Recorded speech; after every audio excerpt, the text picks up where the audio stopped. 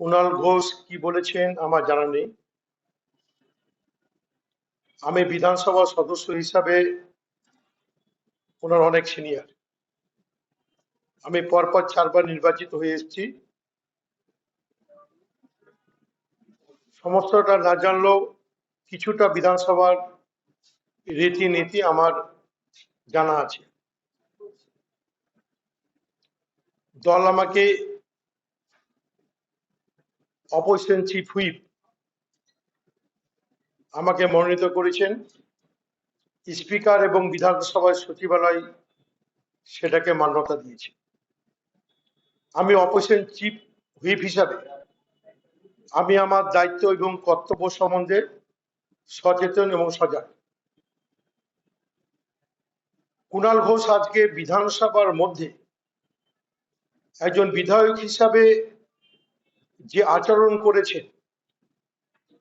আমার মনে হয় না যে পশ্চিমবঙ্গ বিধানসভার ইতিহাসে এরকম নজিরবিহীন ঘটনা ঘটেছে। আমি বিরোধী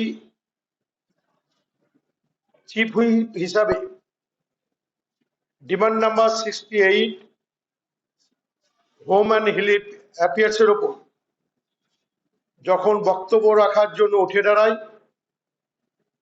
উনি মারমুখী ভাবে আমার সামনে এসে দাঁড়ান। সেই সময় হাউসে আমাদের মাননীয় মুখ্যমন্ত্রী শুভেন্দু অধিকারী মহাশয় উপস্থিত ছিলেন। ওনার এরকম আচরণে আমি হতভম্ব এবং এর বিরুদ্ধে গোটা হাউস আজকে গর্জে উঠেছেন। মুখ্যমন্ত্রী নিজে হাউসে দাঁড়িয়ে বিবৃতি দিয়েছেন।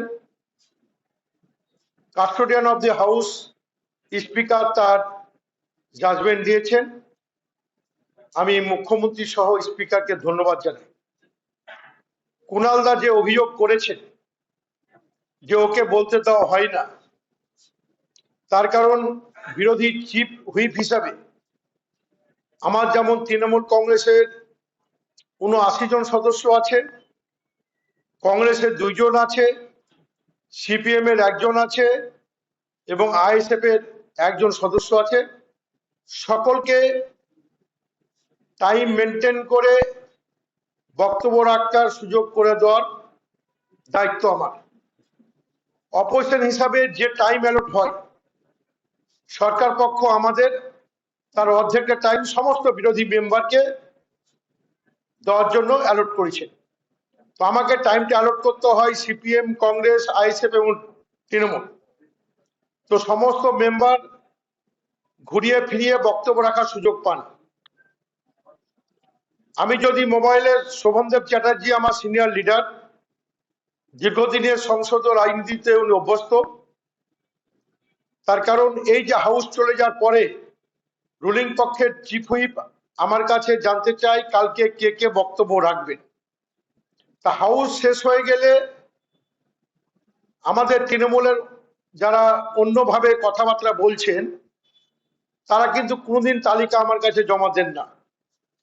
আমি আপনার মোবাইল টোন থেকে দেখিয়ে দিব যে 21 তারিখ আমাদের শহীদ সমাবেশ ছিল, ওনারা কেউ আসেনি এবং তার পরিপ্রেক্ষিতে আমি 4বার শোভন বাবুকে রিং করেছিলাম। উনি কিন্তু কোনো দল নেতা নন, উপনেতা নন, দায়িত্ব আমার। উনি আমার টেলিফোন ধরেননি, কিন্তু এর আগের দিন উনি আমাকে বলেছিলেন যে বিদ্যুতের ব্যাপারে আমি আগ্রহী, আমাকে একটু বলার সুযোগ করে দিও। সেহেতু বিদ্যুতের দেখবেন উনি সিনিয়র মেম্বার হিসেবে আজকে যদি বক্তার তালিকা দেখেন, তৃণমূলের মেম্বারদের সাবমিট করে দেওয়া হয়েছে, উনি সিনিয়র মেম্বার হিসেবে 8-11 মিনিট আমরা সেই সম্মান কিন্তু শোভন বাবুকে দিয়েছি। এবার যখন আমি কোনো বক্তার তালিকা পাইনি তখন আলিফা আহমেদের নামটা আমাকে ঢুকাতে হয় যে সে বলবে কিনা। সকালবেলায় শোভনদা আমাকে বলে যে আলিফা আহমেদের নাম কেন গেল। আমি বললাম যে আপনাদের বক্তা হিসেবে আপনি বলেছিলেন, আমি আলিফাকে দিয়েছি, ও রেডি হয়নি। বলে না হলে তাহলে আমরা কেউ বলে দিচ্ছি। বলো না, আমরা বক্তার বই টই নিয়ে গেছি।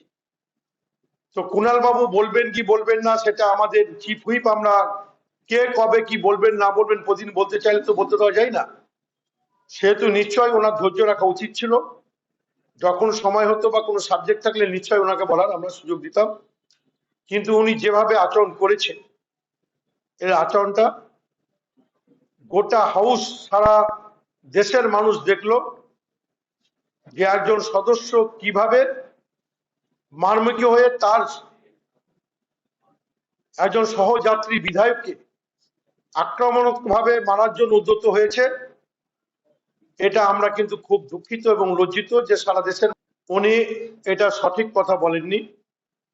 আমরা যখন বিধায়ক, আমি অপোজিশন চিফ হুইপ, কালেকটিভলি ভাবে সকলের সঙ্গে আলাপ আলোচনা করে কে কোন সাবজেক্টে বলবেন সেটা সিদ্ধান্ত আমি নিই, কিন্তু সকলের সঙ্গে আলাপ আলোচনা করার পরে। এখানে কোনো উপরের নির্দেশেরও অপেক্ষায় থাকি না, কিন্তু যখন সিদ্ধান্ত নিই, যেমন কালকে আমাদের এই স্পোর্টস অ্যান্ড ইউথের উপর কে বলবে, এখন কোনো বক্তা পাচ্ছি না, সবাই চলে গেছে। তো এই জায়গাটা দাঁড়িয়ে এবার যাকে আমি পাই আগে যে ভাই কালকে ইউথ অ্যান্ড অ্যাফেয়ার্সে কে বলবে, টাইমটা যে রাজি হয় তাকেই দিয়ে দেওয়া হয়। হাউস করবেন না, হাউসে থাকবেন না, চলে যাবেন, এবার সকালবেলা এসে বক্তব্য রাখবে, সেটা তো হয় না। এই যে হাউস হবে শেষ হলো, তা হাউসও করবেন না, শেষ পর্যন্ত থাকবেন না, আমাকে তো তালিকাটা করার সময় দিতে হবে। তো এই সুযোগও দিবেন না। যেটা উনি বলছেন দা মিথ্যা বলছেন। দেখুন, মুখ্যমন্ত্রী বলেছেন ওনার কাছে রিপোর্ট আছে, তথ্য আছে, তথ্যের ভিত্তিতে উনি কি বলেছেন তার উত্তর মুখ্যমন্ত্রী দিতে পারবেন। কিন্তু আমি যখন পুলিশ বাজেটে বলি, আমি কিন্তু একটা কথা বলেছি, আপনারা আমাকে কেউ জিজ্ঞেস করলেন না। 21শে জুলাই 1993 সালে যে আন্দোলন সংগঠিত হয়েছিল এবং যে আন্দোলনের ভর করে নেত্রী 2011 সালে মুখ্যমন্ত্রী হয়েছিলেন, 2011 সালে মুখ্যমন্ত্রী হওয়ার পরে যে চ্যাটার্জি কমিশন করেছিলেন, যে চ্যাটার্জি কমিশন উনি এখনো বিধানসভায় করেননি বা পাবলিক প্লেসে উনি কাউকে জানাননি।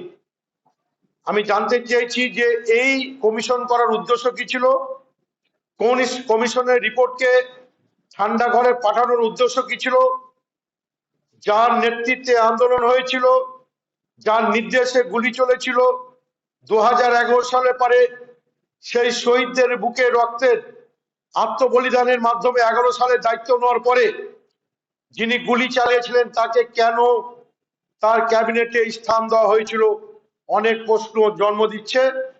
আমি বর্তমান সরকারের কাছে আবার নতুন ভাবে পূর্ণাঙ্গ তদন্ত দাবি করেছি এবং 13 জন খুনিদের যে মূল কালপ্রিট, অবিলম্বে তাদের আইনে আওতায় এনে তাদের সাজার ব্যবস্থা করতে হবে। এটা আমি আজকে বক্তব্যের মাধ্যমে সরকারের কাছে দাবি রেখেছি। অবশ্যই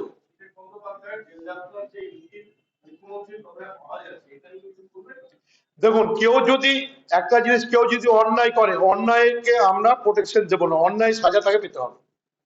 যদি কেউ অন্যায় করে থাকে, অন্যায়ের সাজা তাকে নিতে হবে। মুখ্যমন্ত্রী যে কথা বলেছেন, যদি তথ্য বা সেরকম কিছু থাকে তাহলে মুখ্যমন্ত্রী তাকে ব্যবস্থা নেবে। বেআইনি ভাবে তো কাউকে যদি অন্যায় করে তাহলে সেটা আমরা মানব না, সে যে দলেরই হোক বা বিরোধী পক্ষের হোক, অন্যায়ের বিরুদ্ধে আমরা আছি। কিন্তু যে অন্যায় করে, কোনো অন্যায়কারী যেন আইনের শাসনের বাইরে না যায়, সকলে যেন আইনে আওতায় এনে তার ব্যবস্থা নেওয়া হয়। আরো ভালো ভালো খবর দেখতে সাবস্ক্রাইব করুন বাংলা হান্টের ইউটিউব চ্যানেল। বাংলা হান্টের আরো খবর দেখতে নজর রাখুন। বাংলা খবর মানেই বাংলা হান্ট।